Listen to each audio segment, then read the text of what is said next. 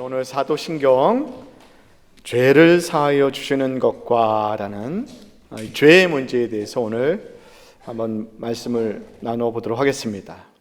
이 죄의 문제에 대해서 이야기할 때 찔리지 않을 사람이 한 사람도 없도다라는 이런 생각이 듭니다. 우리가 그동안 죄 지었던 것을 기록하라고 하면 아마 큰 백과사전 하나는 넉넉히 채우지 않을까라는 이런 생각이 듭니다. 실제로 2023년도에 대한민국에서 여러분 살인사건이 얼마나 일어난지 아십니까? 한 해 동안에 무려 801건의 살인사건이 일어났습니다. 그러니까 하루에 2건씩 살인사건이 일어나는 그런 셈입니다. 강간사건은 6,656번이 일어났습니다. 그러니까 하루에 18건 정도의 강간 사건이 일어나고, 그러니까 눈 뜨고 있을 때는 매 시간마다 이렇게 강간 사건이 일어나고 있는 겁니다. 이 사건 저 사건을 도합해서 모든 사건을 합해 봤더니 17초에 한 번꼴로 범죄가 그렇게 우리가 살고 있는 이 나라에서 일어났더라는 것입니다.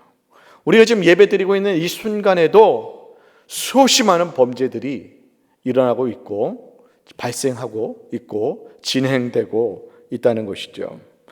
여러분, 왜 이러한 범죄가 끊이지 않고 17초마다 2시간마다 또 하루에도 수없이 많이 발생하게 되는 것일까요?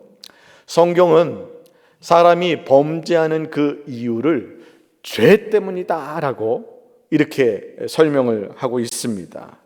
다시 말해서 죄성, 이 죄 때문에 사람이 범죄하는데 우리가 이 세상 사람들과 좀 다르게 적용해야 될 이 죄의 개념이 있습니다. 그것은 무엇이냐면 우리 성도들에게 있어서 이 죄라는 것은 하나님께 향한 죄를 의미합니다.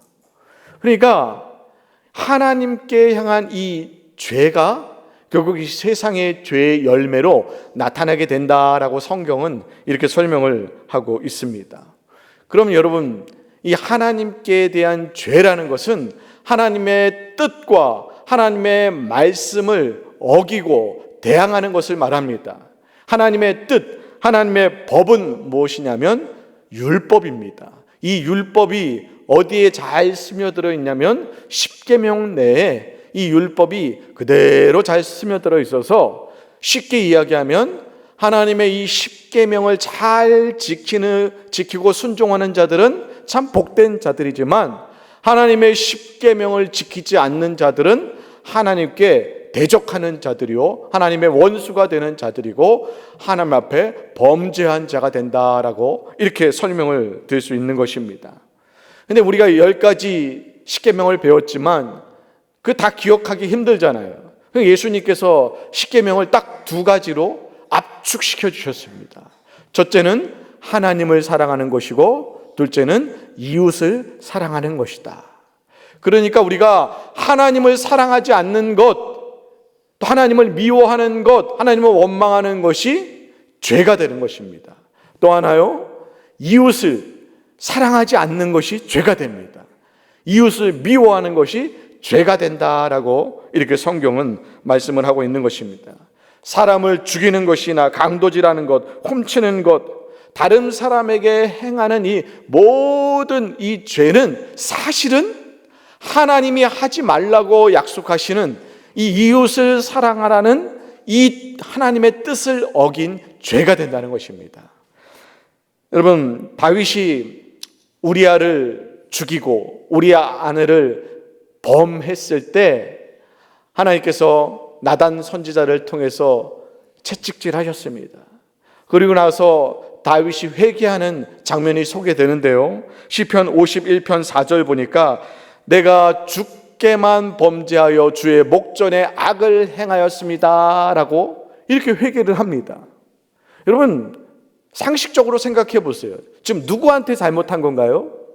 누구에게요? 우리아에게 잘못한 것이고 우리아의 아내에게 잘못한 것인데 지금 다윗은 누구에게 회개를 하냐면 하나님, 제가 하나님께 죄를 지었습니다. 하나님 앞에서 죄를 지었습니다라고 이렇게 고백하고 있는 것입니다. 그러니까 믿음의 백성들은요, 우리가 세상에 가서 거짓말을 하고 다른 사람을 속이고 또 죄를 짓는 이 모든 행위가 사실은 사람들에게 행하는 것 같지만 하나님 앞에서 하나님께 범죄하는 것이다 라고 이렇게 설명을 하고 있는 것입니다. 그래서 여러분, 우리의 죄는 피할 길이 없는 것입니다. 사람은요, 속일 수 있습니다. 거짓말해서 위기를 넘어갈 수 있어요. 여러분, 아무도 모르게 그 범죄가 은닉될 수 있습니다.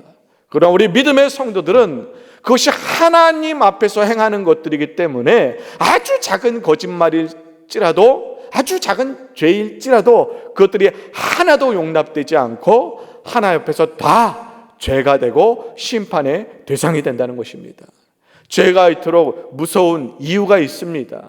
왜 죄가 이렇게 무섭습니까? 죄는요, 하나님께서 그 행한 바대로 그대로 다 심판하신다라고 말씀하셨기 때문에 그렇습니다. 우리 로마서 2장 6절 8절 말씀을 다 같이 한번 읽어보도록 하겠습니다. 하나님께서 각 사람에게 그가 행한 대로 보응하시되 참고 선을 행하여 영광과 존귀와 썩지 아니함을 구하는 자에게는 영생으로 하시고 오직 당을 지어 진리를 따르지 아니하고 불의를 따르는 자에게는 진노와 분노로 하시리라. 요한계시록에도 보면요, 행위책이 있습니다. 예수님께서 심판하실 때 그 행위에 적힌 대로 심판하신다라고 했기 때문에 죄가 무서운 것입니다.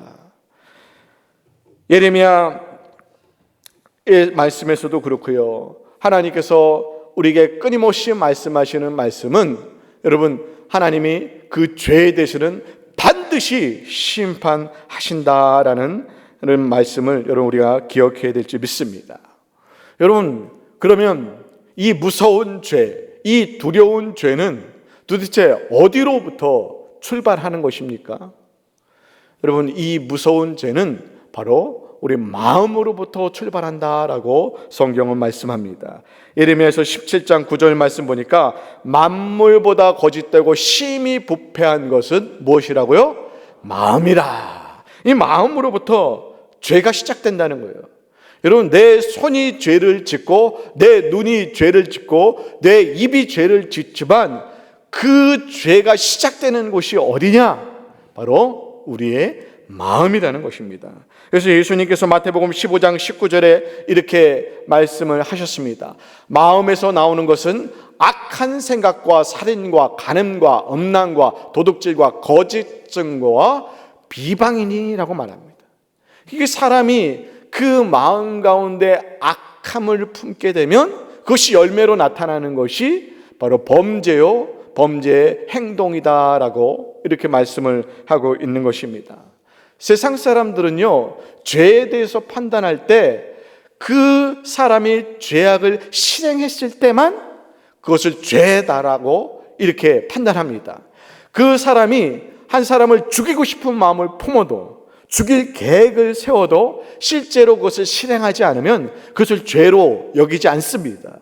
그런데 하나님의 백성들에게 있어서는요, 하나님은요, 그 마음속에 죽이고자 하는, 미워하는 마음, 그 계획하는 시도만 가졌을지라도 그것을 죄로 바라보시고 그 죄를 심판하신다는 그런 하나님이심을 여러분 우리가 깨달아야 할 것입니다. 우리가 죄를 행동으로 옮기지 않았다고 여러분 그것이 죄가 아니다라고 그렇게 서로를 위로하고 스스로를 위로해서는 아니 된다는 것입니다. 우리가 작은 죄악된 마음을 품는 그 순간이 하나님 앞에서 죄악된 순간이고 범죄한 순간이고 심판을 받아야 될 순간임을 성경은 계속해서 우리에게 권면하고 있는 것입니다. 마음속으로 짓는 죄 중에 가장 빈번하게 짓는 죄 중에 하나는 이 교만의 죄입니다. 이 교만한 마음들이 수시로 우리로 하여금 범죄하게 하는 일이 굉장히 많다는 것이죠. 이 교만에는 지적인 교만이 있을 수 있습니다. 내가 아는 것은 맞고 네가 아는 것은 틀렸다라는 이런 교만한 마음이 교회 성도들과의 관계를 깨트리는 경우가 참 많이 있습니다. 내 말이 많은데 엉뚱한 소리 한다고, 알지도 못하는 소리 한다고 분을 내면서 상대를 무시하는 이런 지적인 교만이 있습니다.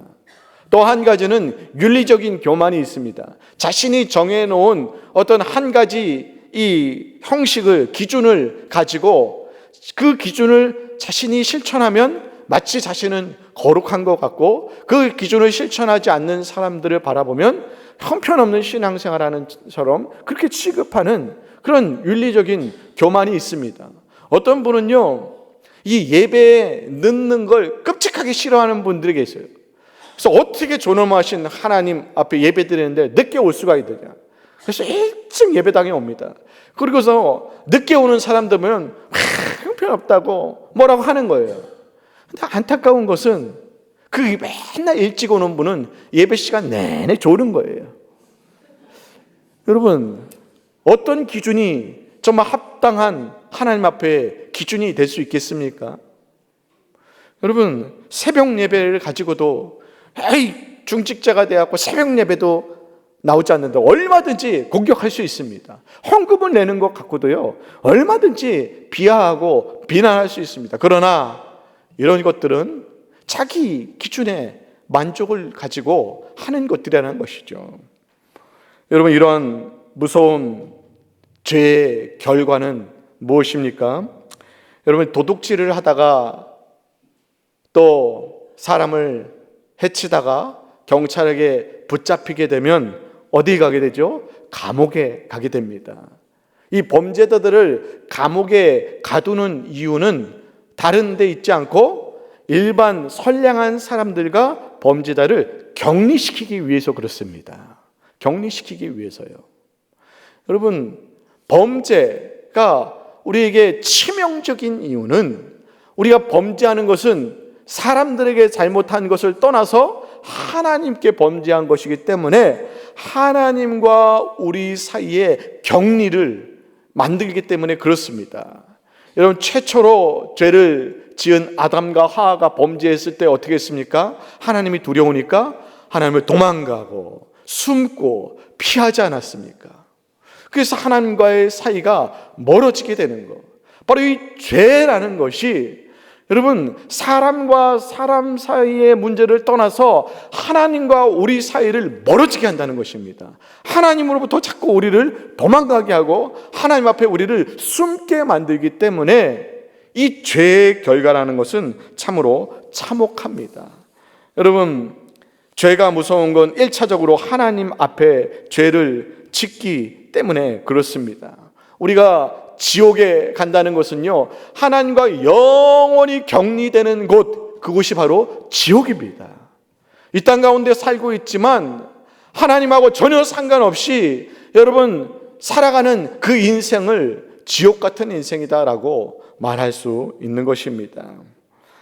나무가 땅에서 그 뿌리가 뽑히게 되면요, 이제 머지않아서 그 뿌리가 말라서 나무가 그 생명을 잃어버리게 되는 것처럼, 이제 우리가 죄악으로 말미암아 하나님의 나라에서 뿌리 뽑히게 되면 그 생명은 결국 그 생명을 잃게 되는 것입니다.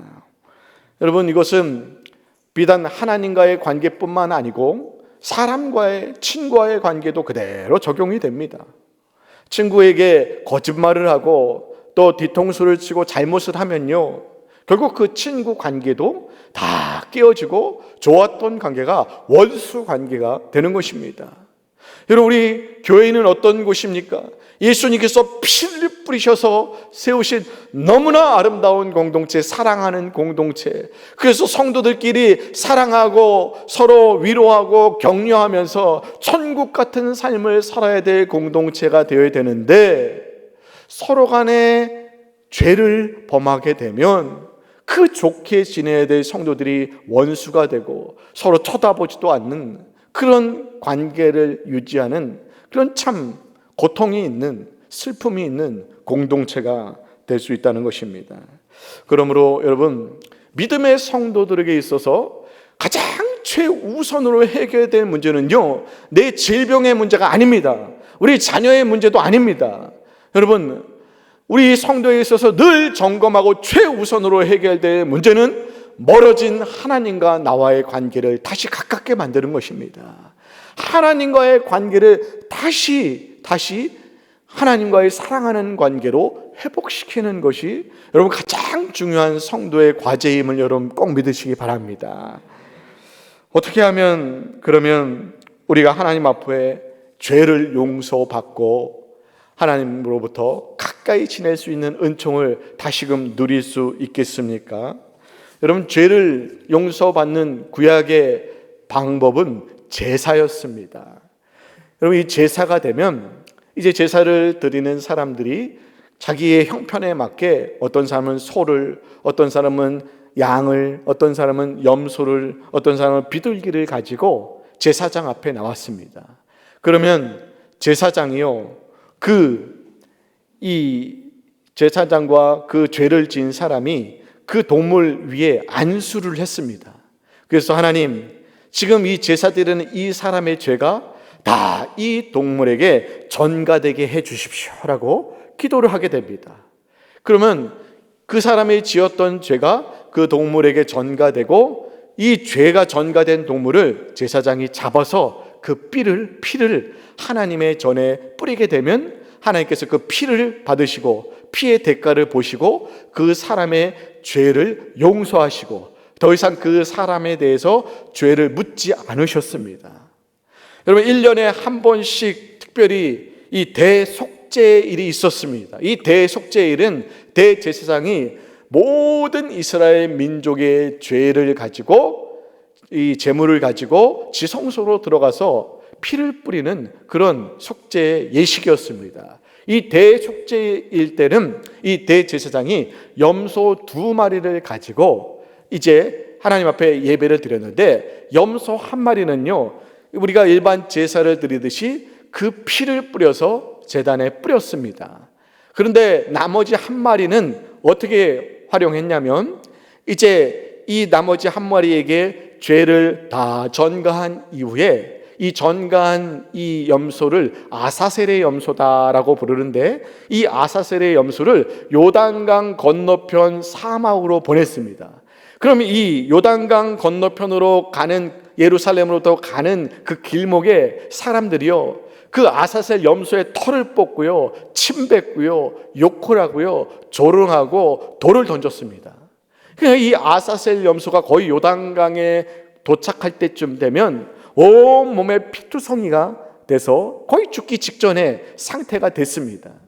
그래서 그 요단강을 건너서 사막에다 풀어놓으면요 이제 피냄새를 맡고 들짐승들이 와서 그 아사셀 염소를 잡아 먹습니다. 그 아사셀 염소는 이스라엘 백성들의 모든 죄를 다 옮겨지고 그 광야로 가서 죽임을 당함으로, 그래서 이제 그 아사셀 염소로 말미암아 하나님께서 더 이상 이스라엘 백성들에게 죄를 찾지 아니하시고 죄를 묻지 아니하시고 죄를 기억지 아니하시는 이런 일들이 있었던 것입니다. 여러분, 이 아사셀의 염소가 누구를 상징하겠습니까? 바로 십자가에 달리신 우리 예수님을 상징하는 것입니다. 그 예수님이 우리의 모든 죄를 다 전가하셔서 아사셀의 염소가 되셔서 그 십자가의 길을 걷는 동안 조롱당하시고 채찍질 당하시고 침뱉음을 당하시고 모욕을 당하셨던 그 예수님, 그래서 그 예수님의 십자가 보혈의 공로, 그 피값 때문에 이제 그 피를 덧입은 그 예수를 믿는 하나님의 백성들을 향하여 하나님은 더 이상 죄를 묻지 않으십니다. 죄를 찾지 않으시는 거예요. 이것이 바로 아사셀된 예수님의 십자가 사역이고, 그 십자가 사역을 통해서만 우리가 죄 용서함을 받고 하나님으로부터 다시 가까워지는, 하나님과 동행하는 이런 새로운 인생을 시작할 수 있게 되는 것입니다. 마태복음 26장 27절 28절 말씀 보면요, 또 잔을 가지사 감사 기도하시고 그들에게 주시며 이르시되 너희가 다 이것을 마시라. 이것은 죄 사함을 얻게 하려 많은 사람을 위하여 흘리는 바 나의 피 곧 언약의 피니라라고 이렇게 말씀합니다. 그러니까 예수님이 십자가에서 흘리신 피는 언약의 피라는 것입니다. 이 언약이라는 건 약속을 말하는데 예수님께서 하나님과 약속을 하신 거예요. 하나님, 제가 제 사랑하는 양떼를 위해서 대신 이제 죽을 테니까 더 이상 내 양떼를 향해서는 죄를 묻지 말아 주십시오. 더 이상 내 양떼를 향해서는 죄를 찾지 말아 주십시오. 라는 하나님과의 약속이 바로 이 피의 언약입니다. 예수님께서 이 피의 언약을 하셨기 때문에 예수님께서 십자가에 죽으신 지 2000년이나 지금 이 시간에도 오늘 그 예수를 믿는 하나님의 백성들에게 하나님이 그 죄값을 찾지 않으시는 겁니다. 그 죄값을 묻지 않으시는 겁니다. 여러분, 우리가 죄가 없어서 하나님이 우리를 보듬어 주시는 게 아니에요. 우리가 하나님 앞에 만족하고 기쁨을 드리기 때문에 하나님 앞에 이렇게 축복을 받는 것이 아니고 예수 그리스도의 그 피의 언약 때문에 내가 대신 죽은 이 영혼에 대해서는 하나님 죄값을 묻지도 말고 찾지도 말고 기억도 말아달라는 하나님과 예수님의 이 피의 언약 때문에 오늘 우리가 하나님의 은혜, 하나님과 함께하는 믿음 생활을 할 수 있게 됐다는 것입니다. 사랑하는 여러분, 이렇게 예수님의 피로 말미암아 구원을 얻은 우리가 오늘 하나님의 그 하나님은 사랑으로 말미암아 구원을 얻게 되어 하나님과 동행하게 되는 우리가 이 땅 가운데서 어떻게 살아야겠습니까? 여러분, 우리는 감사해야 될 줄 믿습니다. 정말 예수 십자가의 이 언약의 피를 아는 성도라면요, 우리 인생 가운데 다가오는 고통이 여러분 문제가 되지 않습니다. 언제나 우리는 그 피 때문에 하나님 앞에, 예수님 앞에 감사해야 합니다.